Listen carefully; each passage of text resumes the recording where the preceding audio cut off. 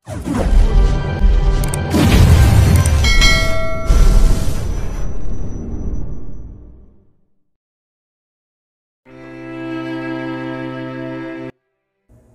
siyang lumabas ng kotse. "Ray, bibili lang ako ng balot." Aniya sabay turo sa nagbebenta ng balot sa kabilang kanto na nakasilong sa gilid ng convenience store. Hindi naman siya nabigo. Agad siyang nilapitan at pinayungan ng binata. Tinawag din niya ang dalawang security nila upang kumain at syempre upang mapalayo sa kotse at makalabas si Luis. Kailangang mabigyan niya ito ng pagkakataong makalayo.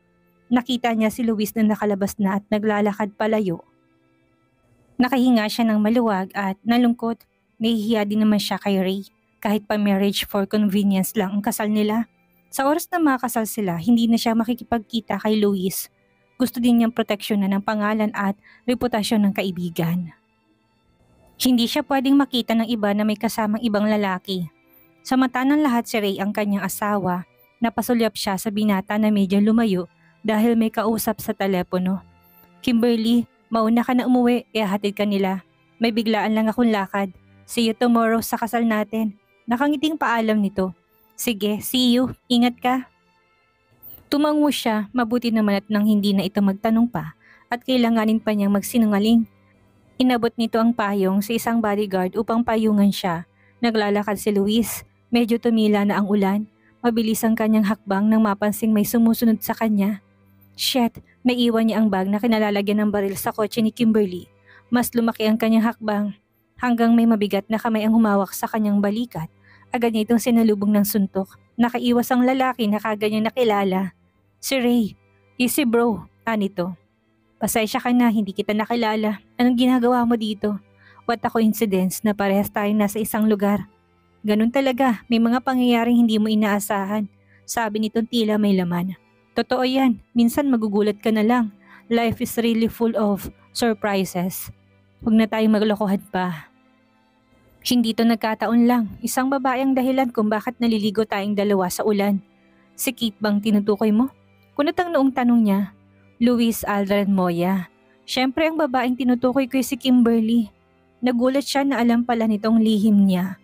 Tumigas ang anyo niya. "Ano pang alam mo? Lahat ng tungkol kay Kimberly ay alam ko. At ikakasal na kami kaya huwag mo na kaming guluhin pa. Hindi ka mahal ni Kimberly at huwag kang umasang mamahalin ka niya. Hindi mangyayari yan. Gagawin kong lahat para maisip niya na akong tamang lalaki para sa kanya at hindi ang duwag na kagaya mo." "Wala kang bayag." Nagpanting ang tenga niya sa narinig. "Gago ka pala. Wala kang alam sa buhay ko." Inumanga niya ito ng suntok. Hinubad nito ang jacket na suot at nakahandang makipagsuntukan sa kanya. "Request lang, huwag sa mukha ko. Kasal ko bukas sa babaeng pinakamamahal ko." Lalong nanggigil si Luis at pinuntirya ang mukha ni Ray. Nagpalitan sila ng suntok at sipa. Mahihiya si Bruce Lee at Jackie Chan sa galawan nilang dalawa. Mahusay ang kalaban sa martial arts, ngunit walang tatalo sa kanya. Naikulong niya ito sa mga bisig at sinakal niya ito ng mahigpit mula sa likuran. Pilit tong kumakawala. "Luis, huwag mo kong bibitawan. Nakatingin sa atin ngayon ng taong gustong pumatay sa'yo't naghahanap ng pagkakataong barilin ka." Bulong nito. Nagdalawang isip siya kung maniniwala ba kay Ray. Habang hawak ang lalaki, lumingas siya ng pasimple sa paligid. May natanaw nga siya sa likod ng punong na ilawan ng kidlat. Agad ding nawala ang lalaki may hawak ng baril. Binitawan niya si Ray. Pinunasan niyang dumugong labi mula sa suntok ni Ray. Kailangan niya magtiwala sa lalaking papakasalan ni Kimberly. "Mangako kang aalagaan mo si Kimberly. Huwag mo silang pababayaan ni Jacob." Tumango ang binata sa kanya. Kahit masakit, masaya na siya kung mawawala man siya sa mundo ay may taong makakasamang babaeng pinakamamahal. Ang buhay at kaligtasan nila Kimberly at Jacob ang mas mahalaga kaysa sa pagnanais niyang makapiling ang mga to. Hindi maulan kinabukasan, ngunit gloomy ang weather. Tila ba tutulang panahon sa pagpapakasal niya? Hindi man siya lubusang masaya, ay alam niya itong kailangan niyang gawin at payapa naman ang kanyang kalooban dahil si Ray naman ang kanyang papakasalan. Kinausap niya kagabi si Jacob. Kahit pastit ang anak ay pinaliwanag niya ang sitwasyon. Tumango naman ang bata, basta daw love pa din niya ang papa niya. Nagsisikip ang dibdib niya kagabi. Simpleng garden wedding ang inihanda ng organizer. May ilang bisita para may witness sa kasal. Mga taong may mataas na posisyon sa Villaroman Construction Corporation. At pamilya niya't medyo nagtaka siya kung bakit walang kamag-anak si Ray. Ngunit hindi na niya tinanong. May dalawa itong kaibigan na laking dumalo. Sina Lance at Eric na pawang mga negosyante din. Mag-uumpisa ng kasal, guwapo si Ray sa kanyang tuxedo. At ang suot naman niya ay simpleng puting wedding gown na alam niyang hindi mura dahil gawa to ng sikat na designer na inaay na lamang sa sukat ng katawan niya. Naglalakad na siya papalapit kay Ray. Inihatid siya ng kanyang tatay Almo. Malikot ang mga mata niya, umaasa siyang makikita si Luis. Ngunit wala ito na mas mainam na din upang maging mas madali sa kanilang dalawang lahat. Nakalapit na siya sa altar. Masaya ang lahat, panay ang kislapan ng mga kamera. Nagsimula ng seremonyas. Nakikinig sila sa paring magkakasal nang biglang nagkaroon ng komosyon. May dumating na van at lumabas ang ilang kalalakihan at nagpaulan ng bala sa garden. Nasindak siya. Naglabasan ng mga security guard upang habulin ng mga kriminal. Nakipagpalitan din ng putok ng baril si Ray matapos siyang ikubli at ilapit sa pamilya niya. Nakita niya si Luis na tumatakbo palapit sa kanya. Mahigpit siya nitong niyakap. Nagulantang ang pamilya niya nang makilala to. Ngunit nagimbal siya na may tumamang bala sa likuran ni Luis. Ang suot niyang kulay puti ay naging kulay pula. Unti-unting lumuwag ang pagkakayakap ni Luis kay Kimberly. Napahandusay sila sa malamig na semento. Tinaas nitong kamay at pilit na inaabot ang mukha niya. Tila may gusto itong sabihin ngunit hindi nito maibok ang bibig. Nilapit niyang mukha dito. Hawak niyang ulo nito at patuloy lang umaagos ang luha sa pisngi. Luis, gumising ka. Huwag mo kaming iiwan. Tinapik niya ang pisngi nito. Tumawag kayo ng ambulansya.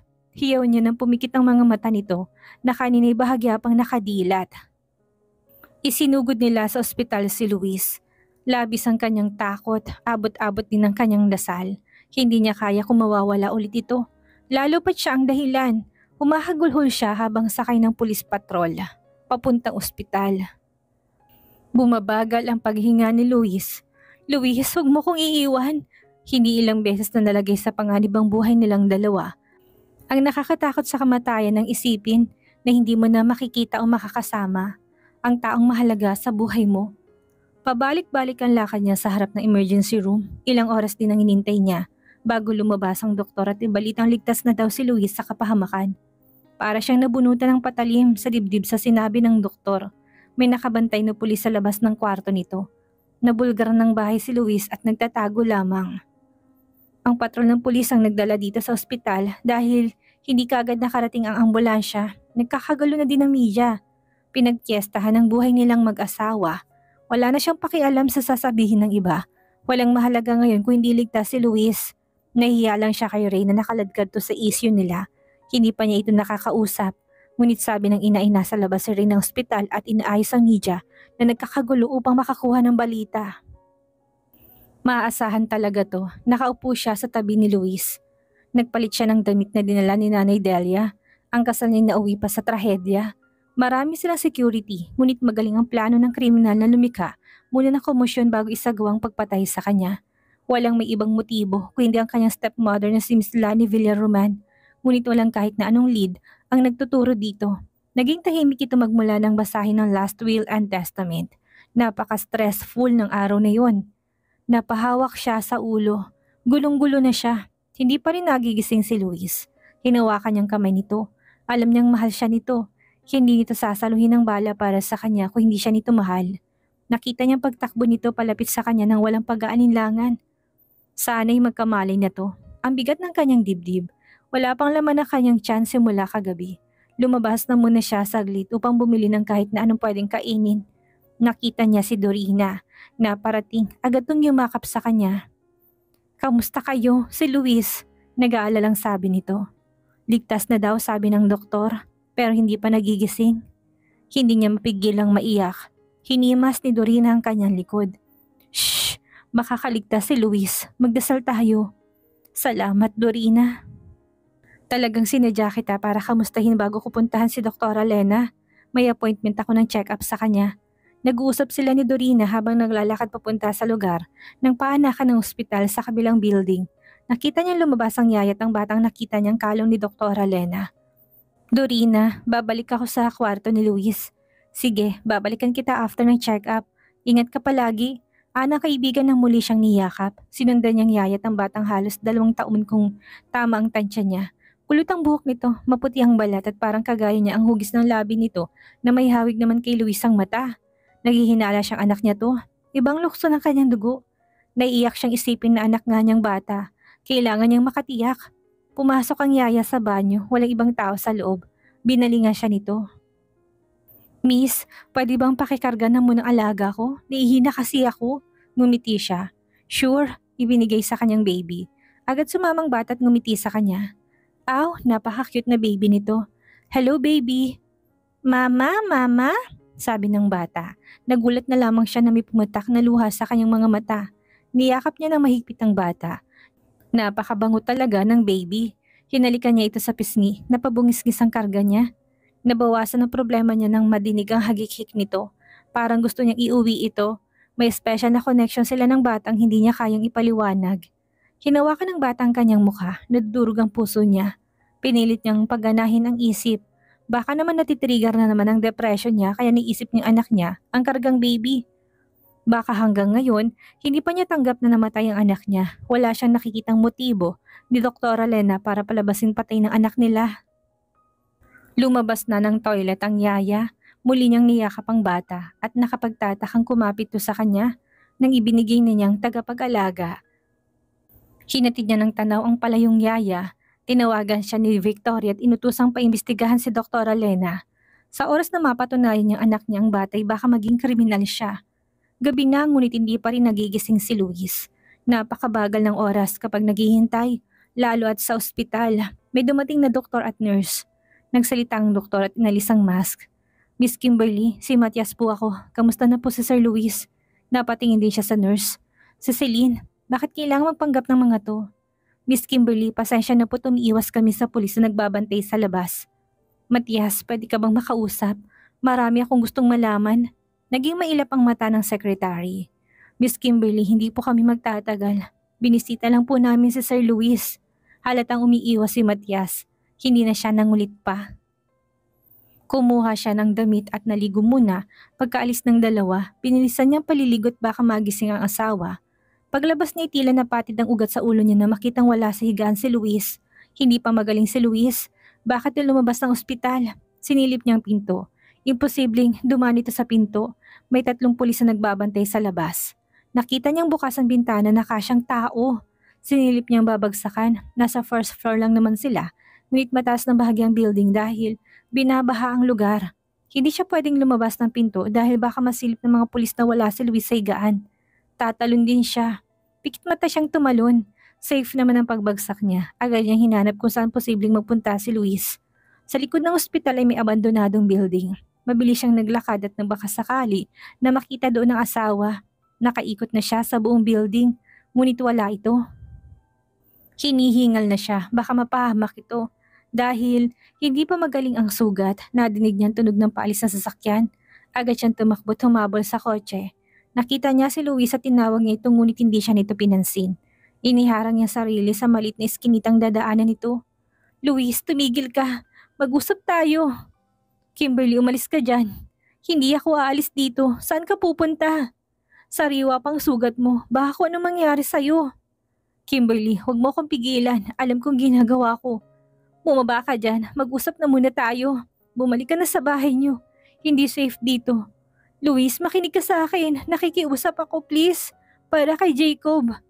Kimberly, hindi mo naintindihan. Ipaliwanag mo para maintindihan ko. Luis, baka kung mapano ka. Lumuluhang sabi niya. Nakita niya nakasapo ito sa sugat sa tiyan at kulay. Pula na ang damit nitong galing sa ospital. Umalis ka na dyan. Madadami ka pa kapag naabutan tayo ng pulis dito. Luis, ayoko mapahamak ka. Sabi mo noon walang iwanan. Marahil ay nagkalayo tayo pero naging totoo ka sa pangako mo na hindi mo ko iniwan. Palagi ka pa rin sa tabi ko kahit nasabi mo hindi mo ko mahal. Susama ako sa iyo. Kimberly, mapapahama ka sa ginagawa mo. Matigas na tanggi ni Luis. Wala akong pakialam. Ikaw nga sinalumong bala para sa akin. Hindi lang kita sa saya gustong makasama. Kahit sa pagsubok, lalaban tayong magkasama. Humihikbing sabi niya. Saglitong natigilan. Ginawa ko lang yon para sa anak natin. Ayoko mawala ng ina sa Jacob. Napatras siya sa sinabi nito, lalo't inamba na nitong paandarin ng kotse. Kimberly, umalis ka na dyan. Tumawag ka ng security mo. Nadinig nilang wangwang ng pulis. Nalaman na ng mga ito na nakatakas si Luis. Sasama ako sa'yo o mahuhuli ka ng pulis. Matapang niyang hamon. Agad siyang lumapit na binuksan ni Luis ang sasakyan. Pinasibad nitong kotse bago pa sila maabutan ng pulis. Huminto si Luis sa gilid ng kalsada. Bumaba ka na. Uhihilahin kita palabas. Tatawag ako ng taxi para makauwi ka na sa inyo. Hindi ako aalis. Sasama ako sa'yo. Makulit ka talaga. Ang tigas ng ulo mo. Makinig ka nga sa akin. Sa Jacob, kailangan ka niya. Mahal kita, Luis. Niiyak niya sabi. Kinabig siya ni Luis at niyakap ng mahigpit. Kimberly, makinig ka. Baka madami ka't mapahamak. Uuwi ako, pero gusto kong malaman kung saan ka nakatira para mapupuntahan kita. At isa pa, gagamutin na muna natin ang sugat mo. At bibili tayo ng gamot. Napatitig siya sa namumutlang asawa. Nakikita niyang umaagos na ang dugo sa sugat nito. Hinawakan niyang mukha nito. Dumaan sila sa isang drugstore at bumili ng gamot at gamit upang palitan ng gasa sa sugat nito. Halos takpan niya ng bukang mukha at baka may makakilala sa kanya. Nakarating sila sa isang masikip na eskinita na kung titignan ay parang abandonado. Halos walang tao siyang nakita. May 10 pintuan ng apartment. Pumasok sila sa pinakadulong pinto. Sa labas lang pangit ang apartment. Sa loob ay maganda at modernong mga gamit. Tinulungan niyang hubarin ang damit ni Luis. Upang linisin ang sugat nito, pinahigaan niya ito sa sofa. Nagulat siya nang lumabas sa isang kwarto si Celine. Nagmamadali itong lumapit at hinawi siya. Inagaw nitong gamot at bulak sa kanyang kamay. Kung hindi lang kailangan ni Luis ng medical attention, sinabunutan niya na to. Ano bang inaasahan niya? Nagli-live-in na nga palang dalawa. Tumatawag si Nanay Delia. Kinuha niyang telepono sa bulsa. Nay, okay lang po ako. Pauwi na. May inasikaso lang po ako. Sabi ng nanay niya na gusto siyang makausap ni Ray. Maya-maya lang ay ang binata nang nasa kabilang linya. Hello Ray. Huwag kang mag-alala. Pabalik na ako. Kimberly, may nagpuntang pulis dito at hinahanap ka. Alam na nilang nakatakas si Luis. Baka madami ka sa kaso niya. Wala akong ginagawang masama. Bakit ako madadamay? Haharapin ko sila pagbalik ko. Sige, mag-iingat ka. Hindi kita masusundo ngayon. Kung nasan ka man kasi ay may pilay ako. Nabundol ako ng sasakyan nang humabol kami. Akala ko okay lang. Minabaling buto pala sa braso ko. Ipapasundo kita sa bodyguards. Pasensya ka na. Nadami ka pa sa gulo. Ipapadala ko dyan sa bahay mo si Tanya. Ang kasambahay ko para may mag-alaga at mag-asikaso sa'yo. Nahihiya talaga siya kay Ray. Kaya hindi man siyang mag-alaga dito ay may aalalay dito. Magaling mag-alaga si Tanya, nag-aral to ng caregiving. Wow, concern na, sabi ni Luis. Hindi niya pinansin ang pasaring nito. Aba teka, mukhang may laman ang sinabi nito. Siyang dapat mabwisit sa babaeng nakahawak ngayon sa abs ng asawa. Matapos gamutin ay inalalayan ni Celine si Luis, papunta sa kwarto nito. At hindi siya papatalo kaya kinuha niya isang braso nito at inakbayan din niya sa kanyang balikat. Matalim ang tinginan nila ng babae. Siyang legal na asawa kaya siya may karapatan. Ang kapal na mukha ng babaeng to. Napasulyap siya sa bewang nitong may baril. Teka, bakit may baril si Celine?